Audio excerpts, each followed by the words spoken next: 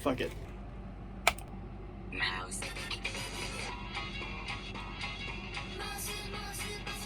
Mouse, what's up? It's the Culture Detective here, investigating your favorite albums, and today I'm going to do an album review on the latest Low album, Hey What? Okay, let's turn on the air conditioner. It's so freaking hot.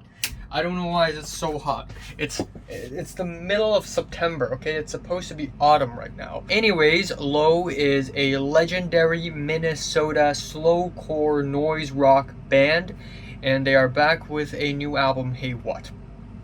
Earlier this year, I always check, rateyourmusic.com very often, and I would see this album in the top 10, and I'd be like, ooh, interesting album cover, interesting album title, yeah, let's check it out. So I would go to Spotify, and I would try to find this album, and it's not there. So for the longest time, I thought Low's Hey What would just not happen in Spotify. So I kind of ignored this album until a couple days ago when I suddenly learned that this album is actually released. So I'm a happy boy. So I'm gonna review it now. I know I'm a little bit late, but I didn't even know it got released. Why didn't nobody tell me? But yeah, this album is strange to say the very least. It is a very strange mixture of drone, noise, gospel, art pop, maybe a bit of folk, and it's not the kind of music that I listen to usually, I have to admit.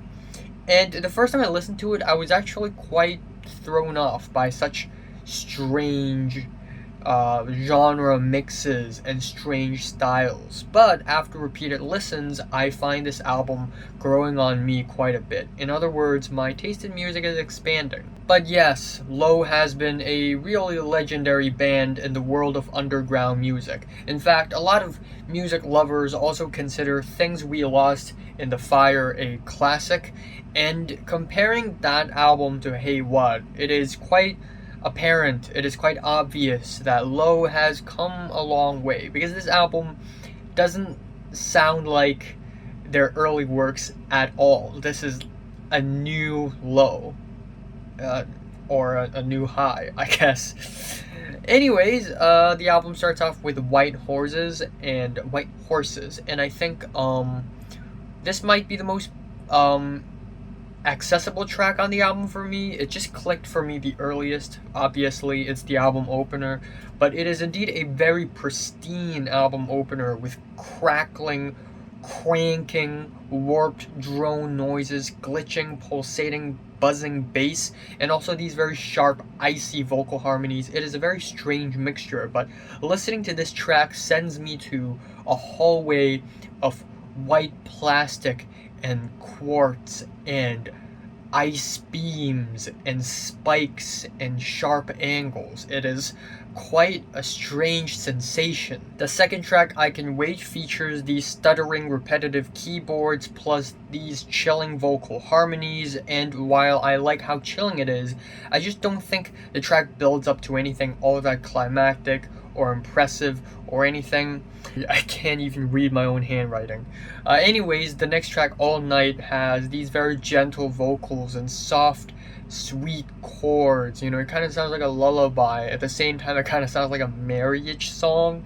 And there's a lot of reverby, boomy drones with super warped, super duper sloped down, aquatic enveloping noises that just makes it super cavernous, like it's collapsing in itself.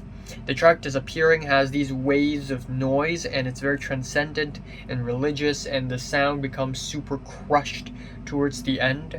And then we have the track Hey, which is more of an ambient track than anything. It is 7 minutes and 41 seconds long, and it features these really wavy, nice, flourished synths that reminds me a lot of like Forest Swords.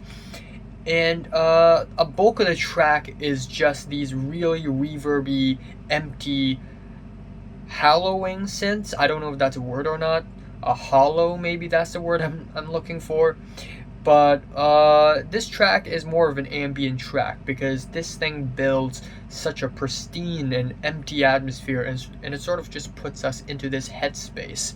The track Days Like These is very different in that it has more of a focus on vocals. The vocals in the intro is very folky and gospel like, and again, it just becomes this super crushed noise plus an ambient passage.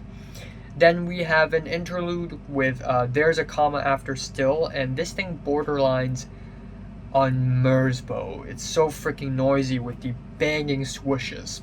Afterwards, we have the track Don't Walk Away with the atmospheric bass, the ethereal, glitchy synths, and the whole track is very soulful and slow paced, probably the most quiet track on the entire album. And that is contrasted like day and night on the next track, More, which is only 2 minutes long, but it is easily the noisiest track on the entire album with its ear-piercing, crushing riffs. And the album ends off with The Price You Pay, It Must Be Wearing Off, which is a pretty understandable outro for the album.